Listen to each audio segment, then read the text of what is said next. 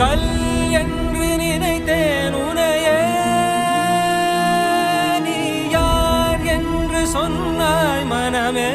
தான் நீயா, எதில் நீ இருந்தாய்